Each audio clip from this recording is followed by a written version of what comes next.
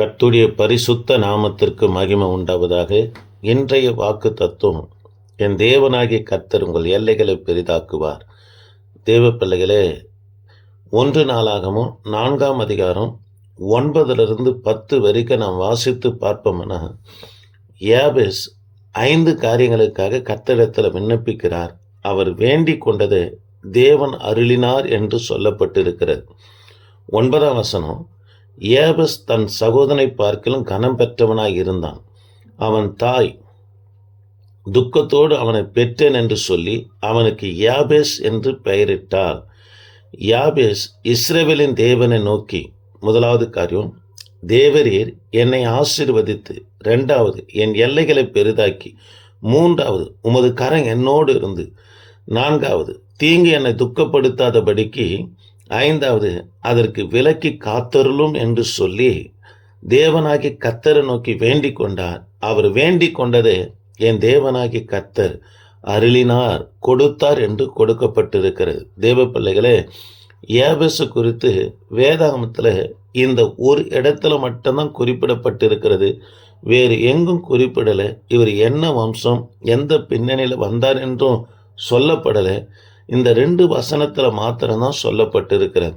இவரை குறித்து யூத ரபிக்கள் கொடுக்கிற பின்னணி என்னவென்று சொன்னால், தேவ பிள்ளைகளே, யூதர்களுக்குள்ள பிள்ளைகள் முடமா, அதாவது தாயின் வயிற்றிலே முடமாய் பிறப்பார்லன்னா, அவன் அந்த பிள்ளை நிமித்தமாக அந்த குடும்பத்திற்கு பெருத்த அவமானமாக இருக்கிறது என்று சொல்லி குடும்ப உறுப்பினர்லேருந்தே அந்த பிள்ளையை தள்ளிடுவாங்க. அது மாத்திரமல்ல, குடும்ப சொத்துலேருந்து ஒரு நையா பைசா அவனுக்கு கொடுக்கவே மாட்டாங்க. இப்படி காணப்பட்டவர் தான் யாபேஸ். யாபேசு குறித்து சரித்திரம் சொல்லப்படுகிறது. ஒரு கால் முடமாக பிறந்தவராக இருந்தார். ஆக இவரை குடும்ப உறுப்பினரில் இருந்தும் சரி, பிற்பாடு குடும்ப சொத்துல இருந்தும் ஒரு நையா பைசா கொடுக்காம இவரை ஒதுக்கி வச்சிட்டாங்க. ஆனால் இவர் தன் சகோதரனை காட்டிலும் கனம் பெற்றவராக இருந்தான் என்று வேதாகமத்தில் கொடுக்கப்பட்டது. குடும்ப உறுப்பினர்லையும் பங்கு இல்லை, குடும்ப உறுப்பினர்லையும் உரிமை இல்லை, சொத்துலேயும் பங்கு இல்லை, காலம் ஊனமானவர். தேவ பிள்ளைகளே, ஆனாலும் தன் சகோதரனை பற்றி பார்க்கிலும் எப்படி இவர் கனம் பெற்றவராய் காணப்பட்டார்னா, கர்த்தரை நோக்கி மாத்திரம் ஜெபித்தவராக காணப்பட்டார். தேவ பிள்ளைகளே, எப்படி ஜெபிக்கிறார்னா, சொந்தம் பந்தம் எல்லாம் கைவிட்டாலும் கூட கர்த்தர் தன்னை கைவிட மாட்டார். அவர்களுக்கு முன்பதாக என் தலையை எண்ணெயால் அபிஷேகம் பண்ணுவார் என்ற விசுவாசம் யாபேசுக்குள்ள காணப்பட்டது. 23ஆம் சங்கீதத்தில் கூட நாம் வாசித்து பார்ப்போம்னா, நம்ம கர்த்தர் எப்படி ஆசீர்வதிப்பார் என்று தாவீது அந்த சங்கீதத்தில் குறிப்பிடுகிறார். சத்துருக்களுக்கு முன்பதாக தான் கர்த்தர் ஆசீர்வதிப்பார். நாம் நினைப்போம், நம்முடைய ஆசீர்வாதம், நம்முடைய கையிருப்பு, நமக்கு இருக்கிற அதாவது பொருளாதாரம், நம்ம சத்துரு, நம்ம விரோதிக்கிறவர்களுக்கு தெரியக்கூடாது என்று நம்ம நினைப்போம். ஏன், அவங்களுக்கு தெரியாமல் ஏதாகிலும் ஒரு பொருளை கூட வீட்டுக்கு வாங்கி கொண்டு வருவோம். அவங்க பார்க்குற மாதிரி கர்த்தர் செய்வார். அது அவங்க பார்ப்பாங்க. இதெல்லாம் கர்த்தர் செய்கிறது காரணம் என்னன்னா, நம்முடைய சத்துருக்களுக்கு முன்பதாக தான் என் தேவனாகிய கர்த்தர் ஆஸ்வதிப்பார். தேவ பிள்ளைகளே, இவர் கர்த்தரை நோக்கினவர்னா ஜெபிக்கிறார். என் சொந்த பந்தம் எல்லாம் கைவிட்டாலும் கூட கர்த்தர் என்னை கைவிட மாட்டார் என்று சொல்லி எப்படி ஜெபிக்கிறார்னா, தேவரீர் என்னை ஆசீர்வதிங்க, என் எல்லைகளை பெரிதாக்குங்க, உமது கரம் என்னோடு கூட இருக்க வேண்டும் என்று சொல்லுகிறார்.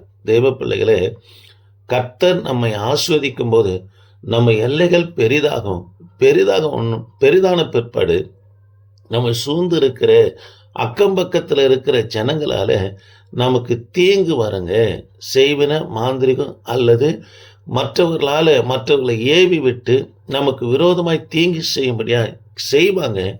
ஆகவே தான் இவர் சொல்றாரு, ஆண்டவரே, நீர் என் எல்லைகளை பெரிதாக்கி உமது கரம் என் கூட இருக்கணுன்றார். காரணம்னா, தீங்கு என்னை துக்கப்படுத்தாதபடி. தீங்கு என்பது அடுத்தவர்களால் செய்யப்படுகிற பிரச்சனை, மாந்திரிகம், செய்வன, போராட்டம். இது என்னை துக்கப்படுத்தாமல் இருக்கணும்னா உமது கரம் என்னோடு கூட இருக்க வேண்டும் என்று சொல்லுகிறார். ஆக இந்த வார்த்தையை கேட்கிற எனக்கு அன்பான தேவனுடைய பிள்ளைகளே, யாபேஸ் கேட்டதை என் தேவனாகி கர்த்தர் தந்தருளினார். ஆக நீங்கள் எவைகளை கேட்பீர்களோ, சுகமாக இருக்கட்டும், ஆசீர்வாதமாக இருக்கட்டும், சமாதானமாக இருக்கட்டும், பயங்களாக இருக்கட்டும், இதை நீங்கி கர்த்தர் உங்களை ஆஸ்வதிக்க வேண்டும் என்று சொன்னால் கர்த்தரை மட்டும்தாங்க சார்ந்துக்கணும். உங்கள் ஊழியத்தின் எல்லைகளும் சரி, குடும்பத்தின் எல்லைகளும் சரி, பிள்ளைகளுடைய எல்லைகளும் சரி பெரிதாக்குவார். அடுத்தவர்களால் செய்யப்படுகிற தீங்கான காரியம் உங்களை அணுகாமல் இருக்க வேண்டும் என்று சொன்னால் கர்த்தருடைய நிழலுக்குள்ள இருங்க. கர்த்தருடைய கரம் நம்ம கூட இருக்க வேண்டும் என்று ஜெபிங்க. இதை தான் எஸ்ராவும் ஜெபிக்கிறார். கர்த்தர் என் பிரயாணத்தை வாய்க்க பண்ணினார், இதற்கு தேவனுடைய கரம் என் மேலே இருந்தது என்று சொல்லுகிறார். இந்த வார்த்தையை கேட்கிற எனக்கு அன்பான தேவனுடைய பிள்ளைகளை, கர்த்தருடைய கரம் உங்களோடு கூட இருக்கும்.